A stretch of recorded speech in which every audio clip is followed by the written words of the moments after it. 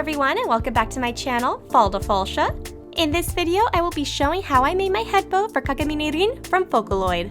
I always get asked questions about how it was made, and it's actually very easy.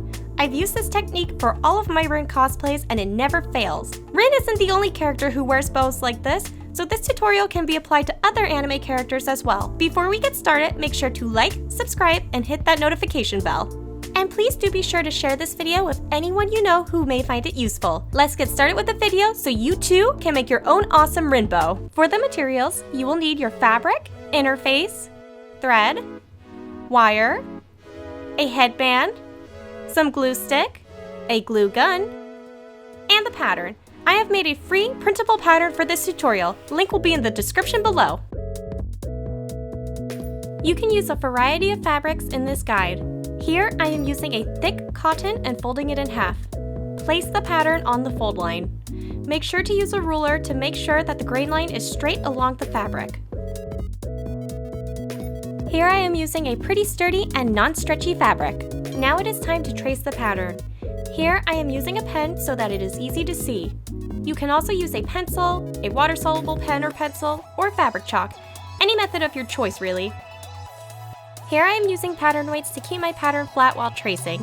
You can use whatever you have on hand though to make the tracing easiest for you. Repeat this step for the band and trace. Now take your sewing scissors and cut out all the pieces, one band and two bow patterns.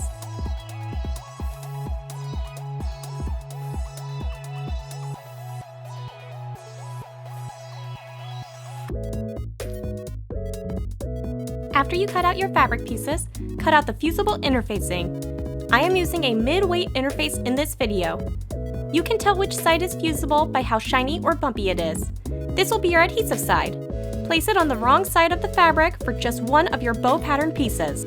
Now gently use your iron to iron on the fusible interfacing. You will know it is on when it doesn't fall off. Next, you are going to pin the right sides together for the bow. You may notice that I am not serging the fabric pieces, and that is because I do not want too much bulk in my bow, and the fabric that I am using here is thick enough that it will not fray easily. Now it's time to sew. Pro tip, if you are having trouble remembering which line on the sewing machine's throat plate indicates 5/8, then I recommend using painter's tape to mark where that line is. That way it is easier to see, especially when working with curves, as we will do so here. As I sew, I will leave two gaps at the opposite ends of the bow. This will be needed for turning the bow inside out and inserting the wire later.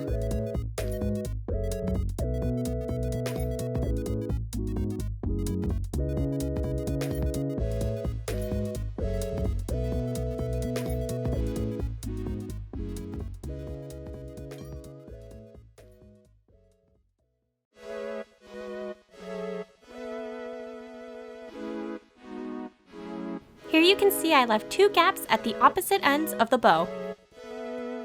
Now I am notching and snipping along the bow. It is important to notch at corners so that when you flip the fabric inside out, it will be smooth and sharp. The end corner of the bows are especially important to notch so that they will be as pointy as possible. Otherwise, it may be a bit rounded and dull. And we don't want a dull bow. We want a bow that is as pointy and as largely ridiculous as the one that Rin wears on her head.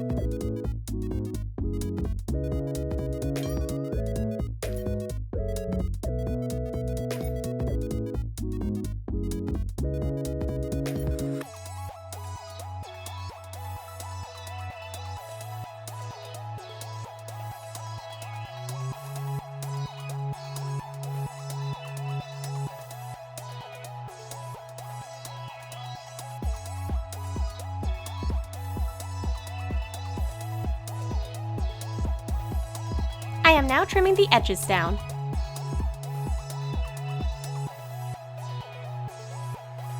First, let's flip the band inside out. You should be able to do this with just your fingers, but if you struggle, try using some tweezers. Make sure to press the band flat with an iron when you're done. Once you have the middle band done, do the same process for your bow and pull it through itself at the seams that were left open.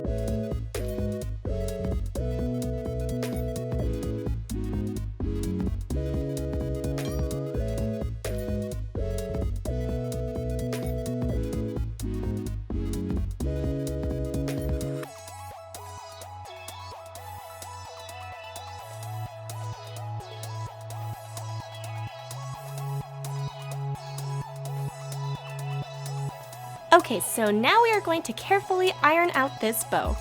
Take your time and make sure that the fabric is pressed. I am using pattern weights here again to help assist with making the fabric lie flat.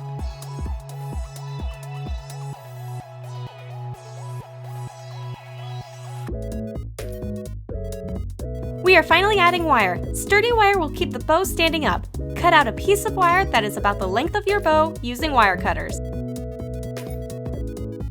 Once the wire is inside the bow, you will be able to use it to curve the bow to your liking. Now it is time to sew each end of the bow that we left open. Here I am doing a slip stitch, which is also called a ladder stitch. I am going back and forth in the seam allowance to stitch up the gap. Once this is done, it will be invisible and you won't see any stitches.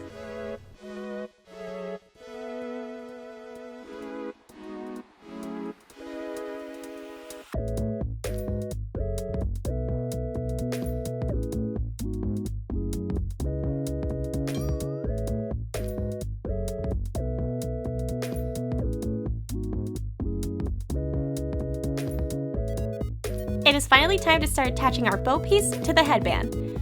First, begin by scrunching the middle part of the bow and curving up each side.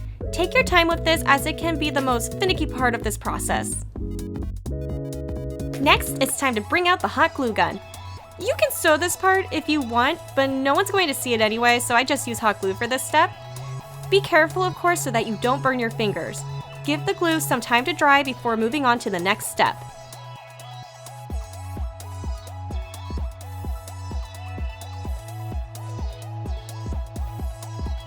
Before attaching the bow to the headband, you may want to draw a mark on the headband and the bow to make sure everything is centered.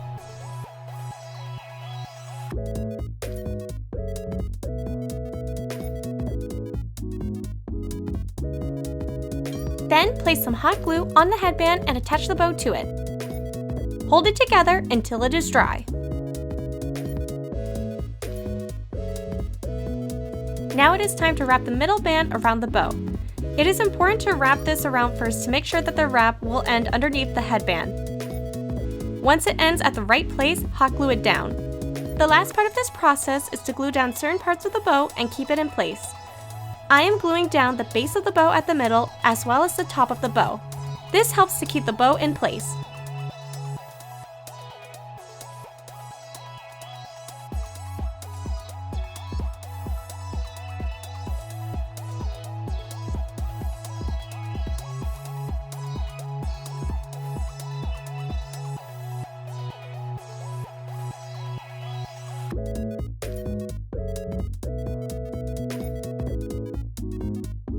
Alrighty, the bow I made for this video is done! It's a project that takes about half an hour or less, depending on how fast you are.